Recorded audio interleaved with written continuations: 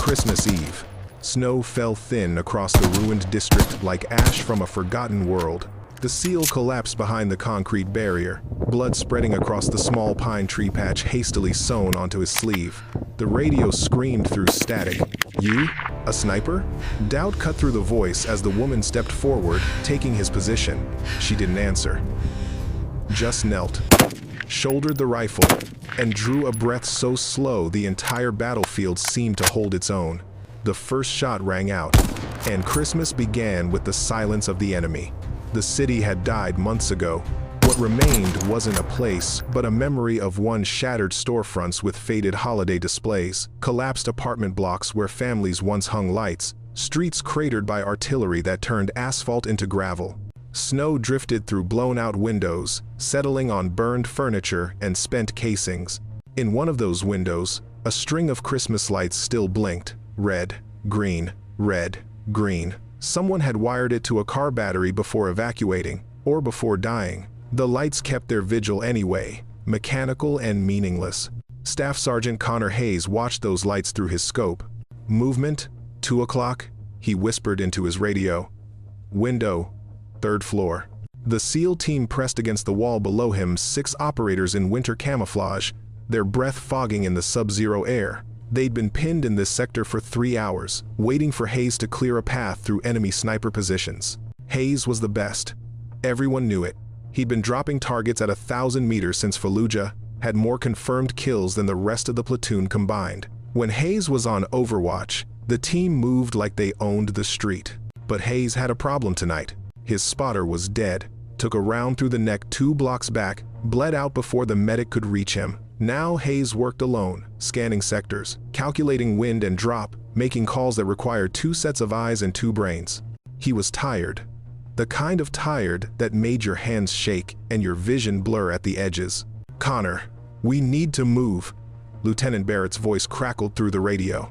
"Extract window closes in 40 minutes. Copy. Clearing now." Hayes shifted his position, the M110 rifle heavy against his shoulder. His scope swept the buildings ahead, dozens of windows, hundreds of firing angles.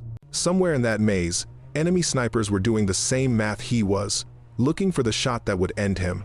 Behind the SEAL team, pressed against the same wall, but separate from their formation, Private First Class Madeline Porter checked her rifle for the 8th time. Nobody looked at her. Porter had been with the unit for 6 months, officially assigned as a designated marksman, trained at the same school as Hayes, qualified on the same weapons. On paper, she was a sniper. In practice, she carried extra ammunition for Hayes and pulled security while he worked. "Your backup," Hayes had told her during their first mission. Not unkindly, but final. "I need you watching our 6, not trying to match shots with me." She'd nodded, stayed quiet, learned her place. The team called her Porter or the DM, but never sniper. That word belonged to Hayes. He'd earned it in a dozen firefights, proved it with blood and precision.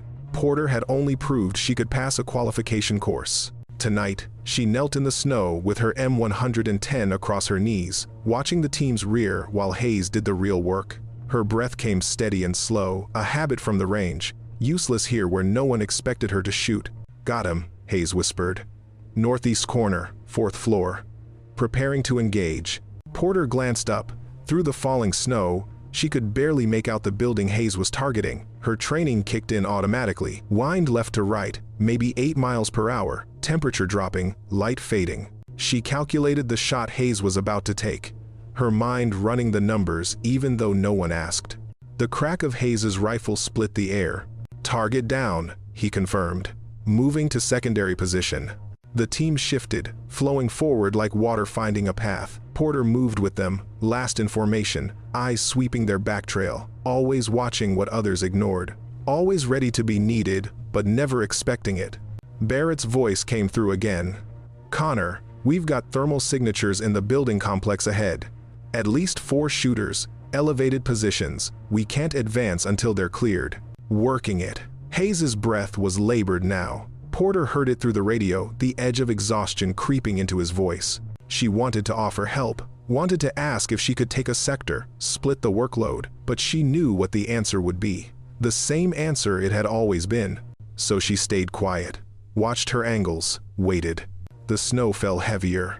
The Christmas lights blinked their useless pattern, and somewhere in the ruined city, enemy rifles swung toward movement, toward breath, toward the heat signature of American soldiers who just wanted to go home. 40 minutes, Barrett reminded them.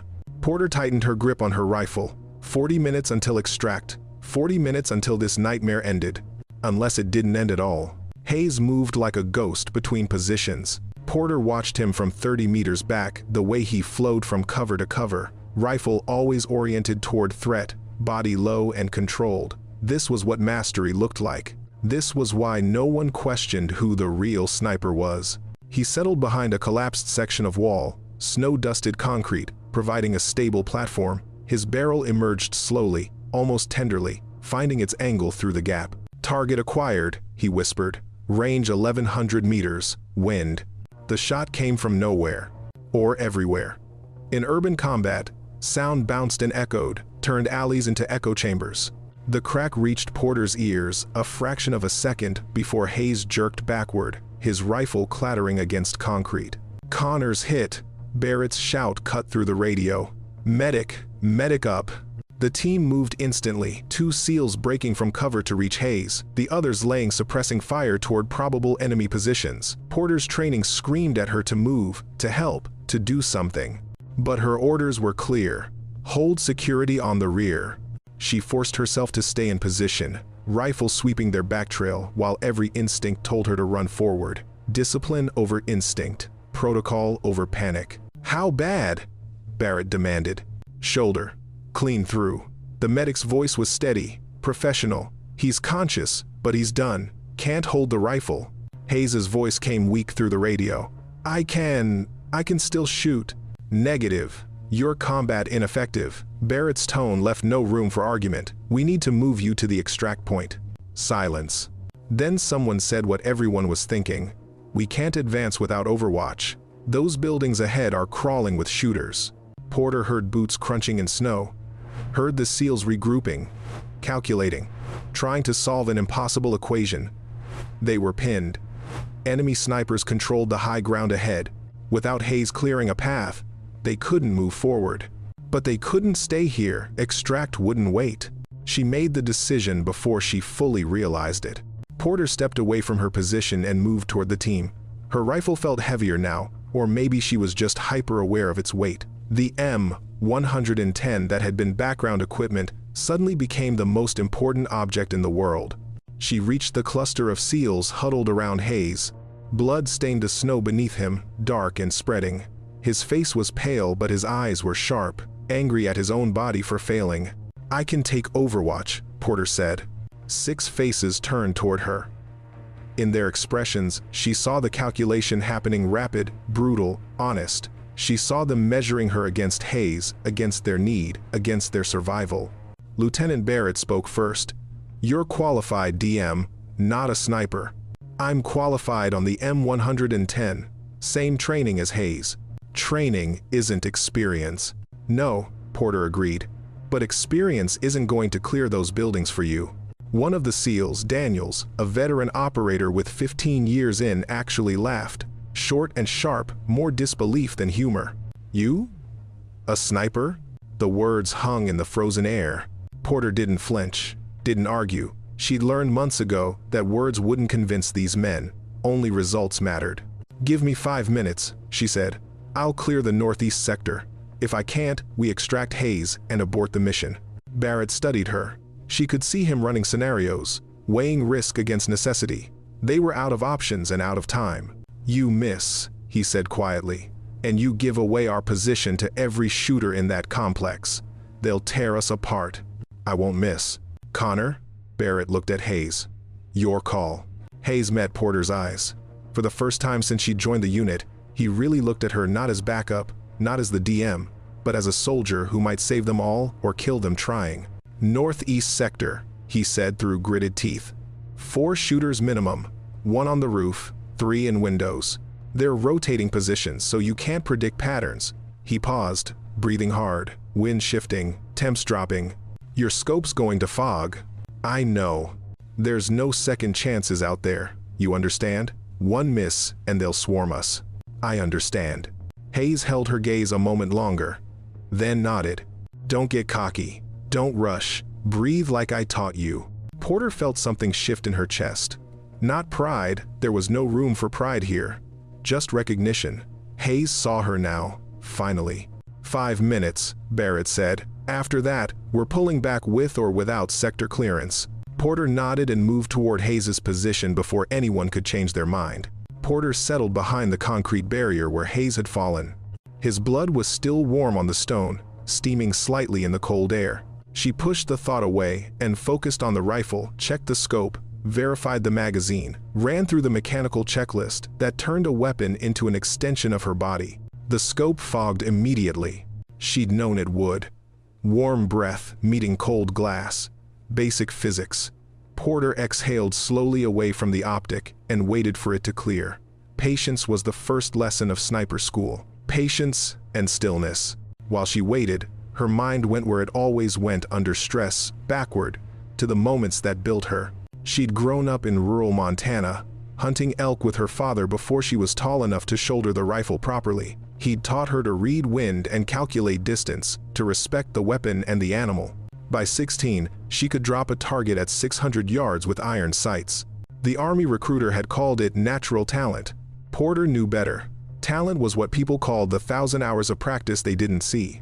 At sniper school, she'd outshot half her class, made it through the stalking exercises, the stress shoots, the endless calculations. Graduated in the top 15%. Then came the reality. The Army had female snipers on paper, but not in practice. Not in frontline units, not where it mattered. They'd assigned her to a SEAL team as a designated marksman close enough to sniper work that she could claim the credential, far enough that she'd never threaten anyone's position. She was window dressing. Proof that the military was progressive while ensuring nothing actually changed. Hayes had been professional about it, never harassed her, never undermined her training. He'd simply made it clear through 1,000 small decisions that she was support personnel, not a peer. And Porter had accepted it, bided her time, waited for a chance that she'd half convinced herself would never come. The scope cleared. Porter pressed her eye to the glass and began her scan. The northeast sector sprawled before her, a 6-story apartment complex with dozens of windows, each one a potential firing position. Snow reduced visibility to maybe 400 meters clearly. Everything beyond that became shadows and suggestions. She slowed her breathing, let her heartbeat settle, became still. The first shooter revealed himself through movement, a shift in a 4th-floor window, the subtle change in shadow that marked a human form adjusting position. Porter tracked him, watched his pattern. He was scanning the street below, rifle angled downward. Confident, comfortable. He thought he was safe. Porter calculated. Range 420 meters. Wind left to right, steady at 8 miles per hour. Temperature 28 degrees and dropping. The cold would make her bullet fly faster, straighter. She adjusted her aim 0.2 degrees left. Her finger found the trigger. Familiar pressure, familiar weight. 420 meters, she whispered into her radio. Window, 4th floor center, preparing to engage. Confirmed visual, Barrett responded, cleared hot. Porter's world narrowed to the size of her scope. The city disappeared. The war disappeared. Everything disappeared except the crosshairs and the target and the breath, leaving her lungs. She exhaled halfway, held, squeezed. The rifle bucked against Porter's shoulder. Through the scope, she watched the target jerk and fall back from the window. No theatrics, no slow-motion collapse, just the brutal physics of a 7.62 millimeters round finding flesh. Target down, she reported, already scanning for the next. Behind her, she heard Barrett's exhale. Not relief, too early for that, but recognition that maybe, possibly, this might work. Porter found the second shooter before he'd finished processing his partner's death. He was on the roof, 300 meters out, trying to locate the source of the shot. His head kept appearing above the parapet, then ducking back down, nervous, smart. She waited. Patience was her advantage. He was reacting to fear. She was operating on training. Fear made you rush. Training made you still. The shooter rose again, rifle sweeping toward the SEAL team's position. Wrong angle, he was looking too far left. Porter tracked him smoothly, her crosshairs leading his movement by inches. The second shot was easier than the first. "Roof target down," she whispered. "Two remaining, both interior positions." The third and fourth shooters had gone to ground. Smart, they'd seen two of their team drop in 30 seconds and realized they were being hunted. Now, it became a waiting game. Who would break first? Who would move? Who would give away their position through impatience or fear? Porter settled deeper into her position. Let the cold seep into her bones. Let time stretch and slow. Minutes passed. The snow continued falling. The Christmas lights continued their meaningless blink. Then she saw a thermal distortion in a second-floor window. Not movement exactly, but the shimmer of body heat against cold glass. Her scope wasn't thermal capable, but her eyes had learned to read the signs. Someone was breathing hard in there, anxious, burning energy. She couldn't see the target clearly. Couldn't make a certain shot through the obscured window. But she'd seen his heat signature, knew his approximate position. Porter shifted her aim point to the wall beside the window, old brick, weakened by weather and artillery. She put 3 rounds through it in rapid succession, tracking a vertical line where she'd calculated the shooter was standing. The thermal shimmer disappeared. "Third target down," she reported. "One remaining." "Porter, we're running out of time," Barrett warned. "Extract in 15 minutes. "Copy." The fourth shooter was good. He'd learned from watching his team die. He stayed perfectly still, controlled his breathing, gave her nothing to work with. Porter scanned his probable positions, found nothing. This was the chess match Hayes had described. 2 snipers, each knowing the other existed, each waiting for the microscopic error that would end the game. Porter made a decision. She pulled back from her scope and looked at the sector with naked eyes, took in the whole picture instead of tunnel vision details, let her training integrate with instinct. There, a 6th-floor corner window. Too obvious, which made it perfect. The other shooters had been in less visible positions, which meant they were following standard doctrine. But this shooter had watched 3 teammates die. He'd be rattled. And rattled soldiers often retreated to positions that felt safe, even if they weren't tactically sound. Corner windows felt safe. High ground felt safe. Clear sightlines felt safe. Porter returned to her scope and glassed the window. At first, she saw nothing. Then a tiny reflection scope glass catching the fading daylight for a fraction of a second. She had him. But he had her too. If she could see his scope, he could see hers. They were locked in mutual discovery, both calculating the same shot, both knowing the first to fire would likely win. Porter did something Hayes never would have done. She stood up, full exposure, silhouetting herself against the gray sky. Every instinct in her body screamed against it. Every hour of training condemned it as suicide. But she knew something about the enemy shooter. He was scared. He'd watched his team die, and scared people hesitated. She counted. 1 heartbeat. 2, 3. The muzzle flash came from the corner window exactly when her calculations predicted it. The round snapped past her head, close enough to feel the pressure wave. Porter dropped back into position and fired in the same motion. Her bullet arrived before the enemy could chamber his next round. "4th target eliminated," she said. Her voice was steady, but her hands shook. Delayed adrenaline, hitting now that the threat was gone. "Northeast sector clear." The radio was silent for 3 seconds. Then Barrett. "Confirmed. All thermals are cold. Sector is clear." Porter heard movement behind her, the SEAL team advancing, flowing into the space she'd opened for them. They moved past her position without comment, but Daniels, the operator who'd laughed at her, paused. "That standing up thing," he said. "That was insane." It worked. Still insane. But there was something new in his voice. Respect, maybe. Or the beginning of it. The team disappeared into the buildings ahead. Porter stayed in position, providing overwatch as they'd always expected from Hayes. But now when she scanned through her scope, she wasn't backup anymore. She was the sniper. The enemy responded with fury. Porter counted at least 8 new thermal signatures in the buildings beyond the cleared sector reinforcements, flooding in to replace the 4 she'd dropped.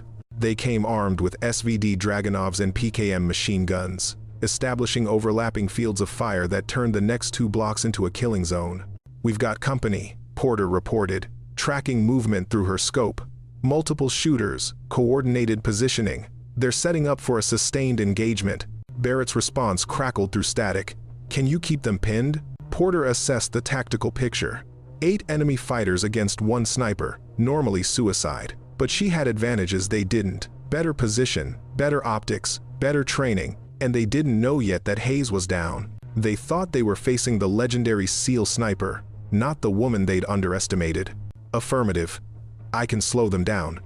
Do it. We need 7 minutes to reach the extract point.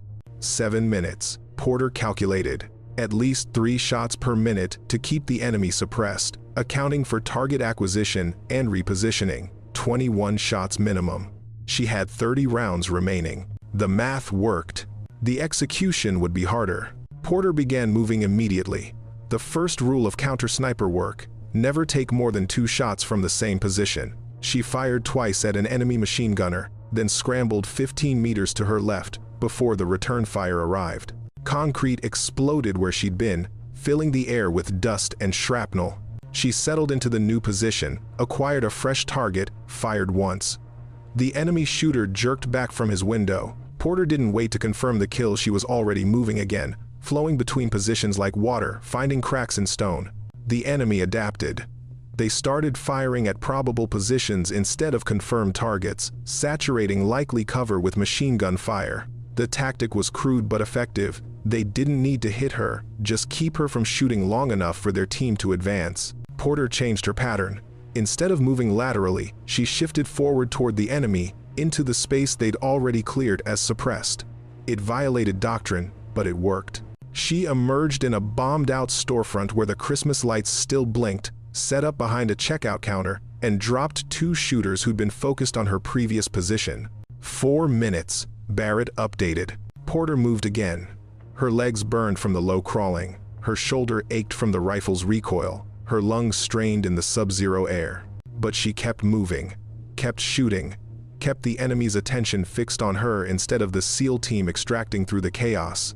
A Dragunov round punched through the wall 6 inches from her head, showering her with brick fragments. Close, too close. Someone over there was good, tracking her movement through sound or instinct. She needed to find him. Porter closed her eyes and listened. In the chaos of gunfire and shouting, she filtered for pattern. Most of the shooting was reactive, panicked.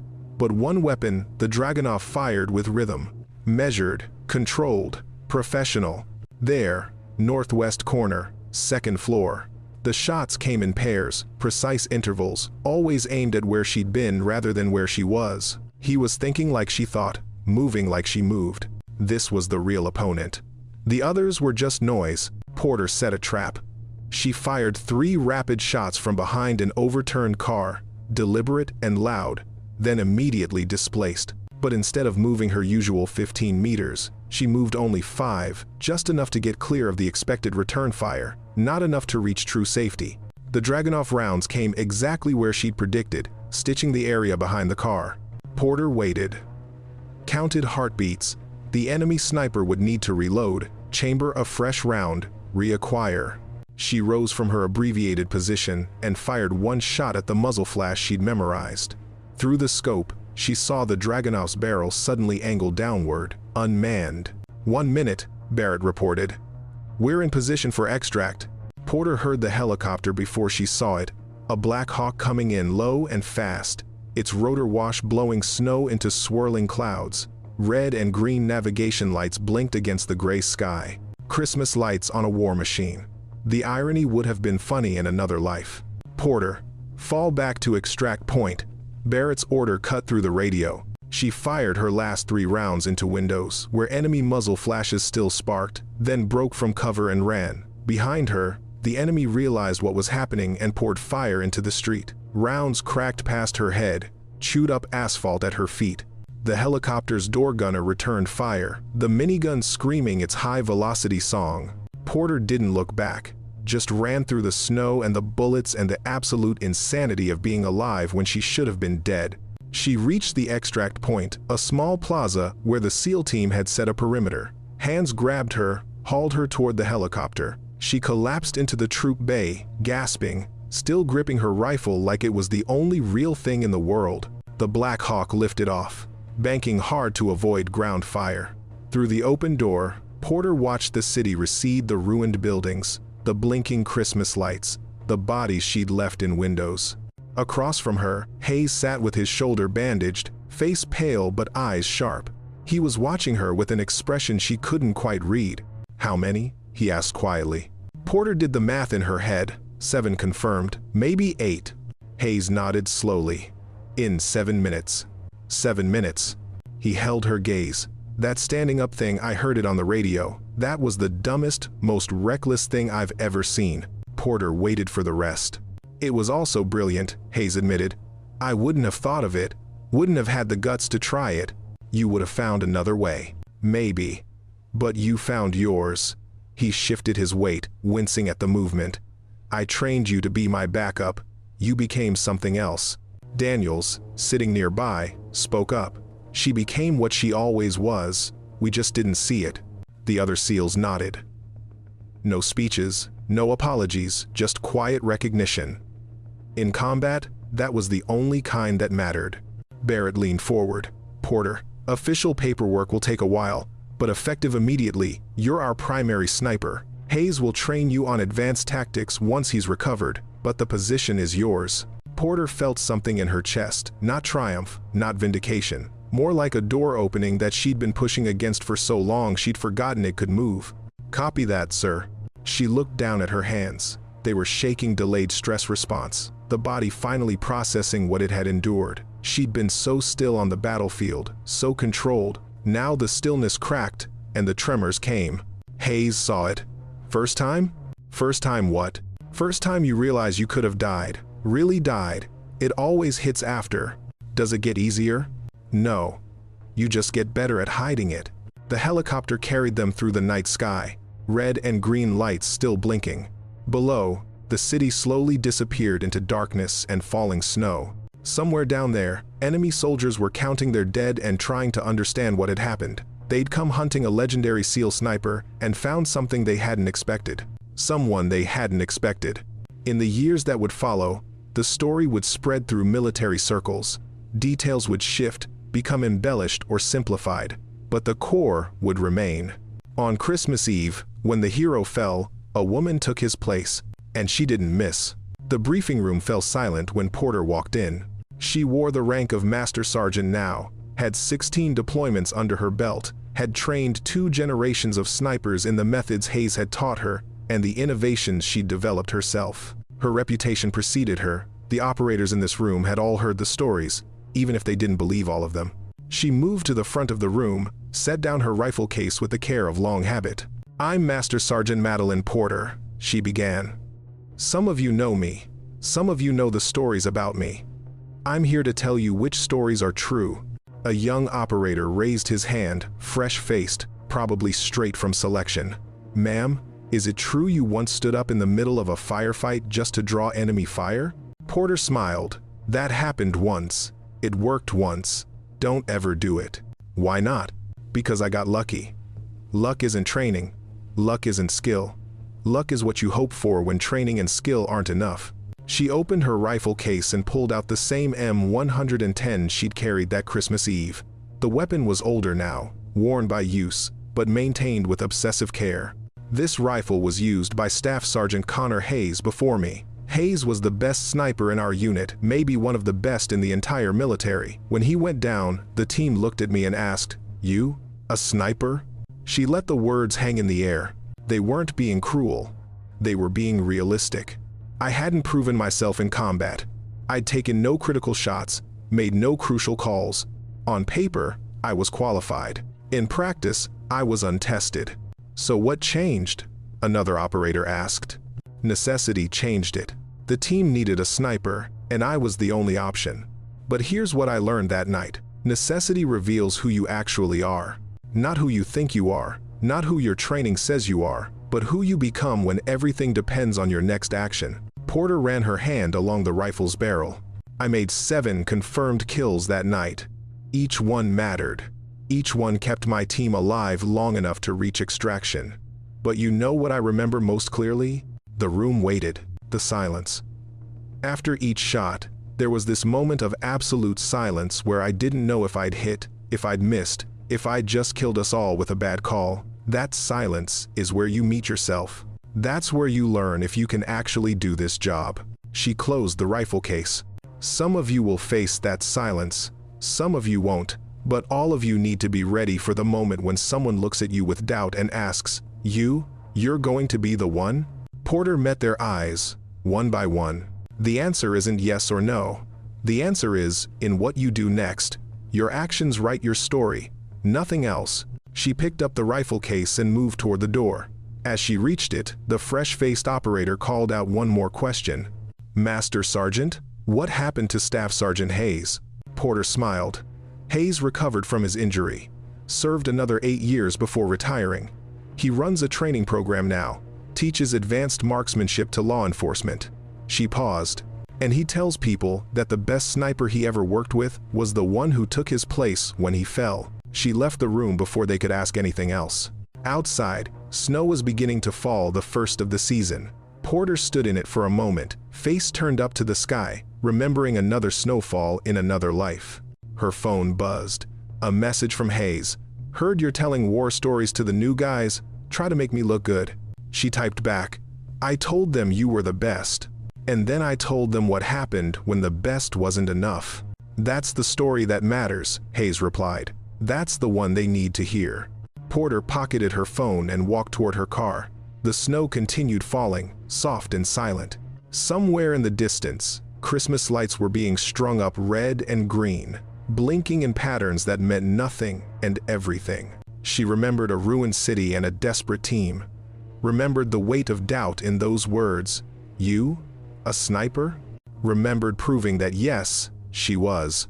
Not because someone gave her permission, not because someone believed in her first, but because when the moment came, she took the shot. And she didn't miss.